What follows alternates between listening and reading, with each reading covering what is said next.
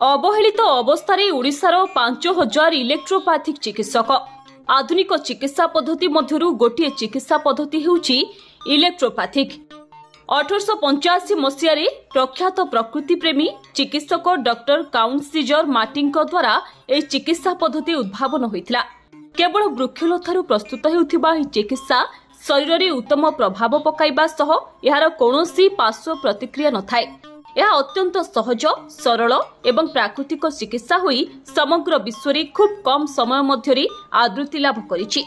किंतु दुखर कथा राज्य में इलेक्ट्रोपैथिक चिकित्सक माननकु सेमानक मर्यादा मिलुनथिबा अभियोग हेउछि। अनेक बार सरकार को निजर दाबी जणाइले मध्य कोनोसी सुफल मिली नाही।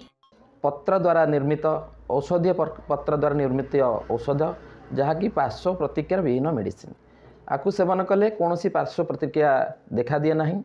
मोर अभिज्ञता 13 वर्षर अभिज्ञता भितर अनेक दुरारोग्यर सफल चिकित्सा पाई जमीक आजमा कहतु अल्सर कहतु पारालिसिस कहतु पाइल्स कहतु अनेक रोगर चिकित्सा सफल चिकित्सा आम जोगे पार्छु। आपण चैनल माध्यम गवर्नमेंट पाखे भारत सरकार हो बा ओडिशा सरकार पाखे एतिक निवेदन करूँ इलेक्ट्रोहोमियोपैथी की प्रोत्साहन दिंतु। ओडिशा रे हजार हजार इलेक्ट्रोहोमियोपैथी चिकित्सक चिकित्सा जोगे देउछंती बिना पारिश्रमिक स्वल्प मूल्य चिकित्सा जोगे दि जाउछि। आपनक जरिया रे हम निवेदन करूँ गवर्नमेंट को प्रोत्साहन दिंतु। आम सारा भारत और सारा ओडिशा रे चिकित्सा जोगे देबु। निश्चित आम जहाँ वर्तमान परिलक्षित बा देखुचु जो माने पेशेंट आसुचंती एलोपैथी खाइला पर अनेक गोटे रोग पर खाउथिबे आ गोटे रोगर देखा जाउची साइड इफेक्ट। सपोज जमती गोटे जन गैस्ट्रिक खाई तार किछि दिन पर स्किन डिजीज हो पारे कि आजमा खाई स्किन डिजीज हो पारे किंतु आम पाखे से भली चिकित्सा जदि जो पेशेंट आसुचंती कौन पार्श्व प्रतिक्रिया हो ना। ता छड़ा आमर कौन बेसी इफेक्ट खराब इफेक्ट पड़ो ना पेशेंट उपर। निश्चित खाद्य मुख्यतः आम देखू खाद्य पानीय या ऊपर ध्यान देवा दरकार। टाइम रे खाद्य खाइबा दरकार। तेल मसला युक्त कम खाद्य खाइबा दरकार। पानी मिनिमम 3.5 लिटर पानी पीवा आवश्यक।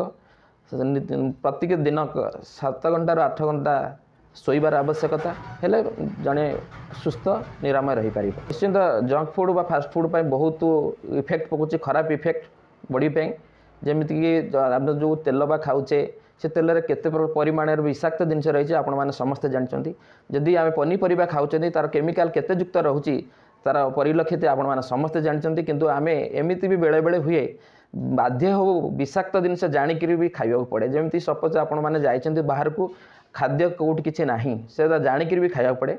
किंतु आपण मैंने जब बाहर को जाउछन्ति सहित सांगे पानी सहित खाद्य किसी नहीं जातु। जंक फूड फास्ट फूड दूर रही मु आपण चैनल माध्यम निवेदन करी सारा ओडिशावासी। एही सफल चिकित्सा आहुरी जनादृत हेबा सह लोकमाने एहार सुविधा सुजोग नेबा आवश्यक बोली एही चिकित्सा पद्धति द्वारा उपकृत व्यक्ति मत व्यक्त करिसंति। एलोपैथी जो साइड इफेक्ट लोक मैंने पाँच तादर केम निवृत्त रे लोक केमती सुरक्षित जीवन यापन करेंगे आम तापर फोकस करुचु। एक तो ये मेडिसिन गचर चेरमूली पत्रु एसब रसरू इलेक्ट्रोहोमियोपैथी या होची। द्वितीयतः पार्श्व प्रतिक्रिया विहीन मेडिसिन ये कौन साइड इफेक्ट ना तो यार लाभ उठा निहाती दरकार। जदि राज्य सरकार एथिप्रति दृष्टि दियन्ते तेबे एही चिकित्सा पद्धति आहुरी आगकु जिबा सह गरीब लोक माने मध्य एथिरे उपकृत होई पारन्ते बोली मत प्रकाश पाइछि।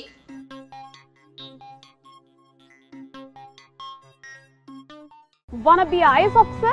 Join PSC Gurukul, the best boarding school. For +3 teaching and coaching by Bajirao IAS Academy, call 9438 782020.